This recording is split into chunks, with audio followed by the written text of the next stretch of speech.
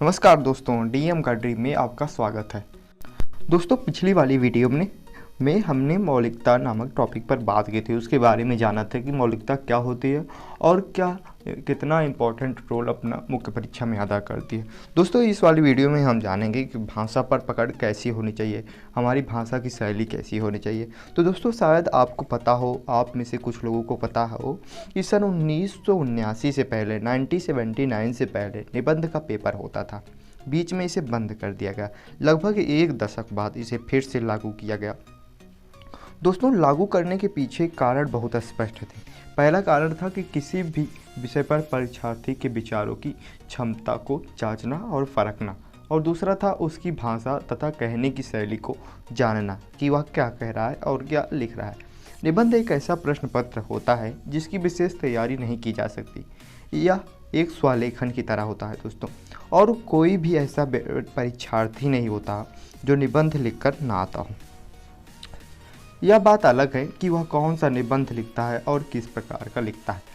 दोस्तों, यह सबसे सरल पेपर होता है, लेकिन सबसे अधिक चुनौतियों से भरा हुआ होता है। चुनौती इस मायने में कि यह विज्ञान कम है और कला ज़्यादा है। बहुत साफ है कि जब कोई विषय कला के दायरे में आ जाता है तो उसकी सीमाएं खत्म हो जाती हैं और वह पूरी तरह से व्यक्ति पर आधारित होता है। दोस्तों, समान ज्ञान के उत्तर लिखने के लिए तथ्य निश्चित होते हैं। ऑप्शनल सब्जेक्ट के प्रश्नों के जवाब देने के लिए किताबें हैं, लेकिन निबंध लिखने के लिए कुछ ऐसा भी नहीं होता। यहाँ तो निबंधकार की भूमिका एक ऐसी मधुमक्खी जैसी होती है जो पता नहीं कितने फूलों पर बैठकर थोड़ा थोड़ा रस चूसती है और फिर उनसे शहद बनाती है। दोस्तों, यानी निबंध लिखते समय न जाने कहाँ कहाँ का ज्ञान सिमट कर उस एक निबंध में आ जाता है, और इसी से पता लगता है कि जिसने निबंध लिखा है उसके अध्ययन का दायरा कितना विशाल है और तथ्यों के बारे में उसकी समझ कितनी गहरी है और किस प्रकार वह अपने तथ्यों का इस्तेमाल कर पाता है। दोस्तों, इससे भी बड़ी बात है कि इन सब की अभिव्यक्ति, इन सब की बुनावट की ध्यान रहे कि निबंध ज्ञानियों के लिए नहीं लिखे जाते, वे समान पाठकों के लिए लिखे जाते हैं। इसलिए निबंध लिखते समय एक अनकही चुनौती यह होती है कि आप कैसे इस प्रकार का निबंध लिखते हैं जिसे सामान्य पढ़ा लिखा आदमी भी समझ सके, भले ही निबंध का विषय कितना भी कठिन और यहाँ तक कि विज्ञान से जुड़ा हुआ ही क्यों ना हो। यदि निबंध की बनावट बहुत अधिक बौद्धिक हुई तो वह निबंध न रहकर लेख बन जाएगा। दोस्तों, यदि उसकी बुनावट एकदम ही ढीली ढाली हुई तो वह यूं ही एक प्रकार की बातचीत बन जाएगी। यहाँ सवाल यही होता है कि किस प्रकार इसकी सही बुनावट को साधा जाए, किस प्रकार इसको सही ढंग से लिखा जाए। तो दोस्तों, ठीक वैसे ही जैसे कि सितार के तार को यदि अधिक कस दिया जाएगा तो वह टूट जाएगा, और यदि थोड़ा भी ढीला छोड़ दिया जाएगा तो उससे मधुर संगीत नहीं निकलेगा।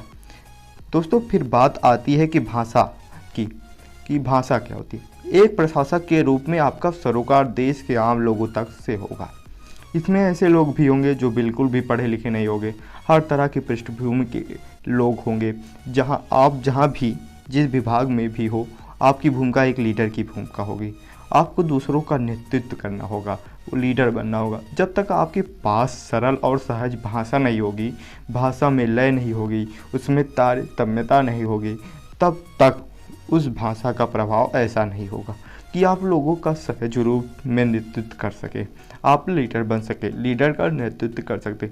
आप में यह गुण है या नहीं, आपके द्वारा लिखा गया निबंध इस बात की तस्दीक करता है, इस बात का प्रमाण होता है। जो आप निबंध लिखते हो वही इस बात का प्रमाण होता है।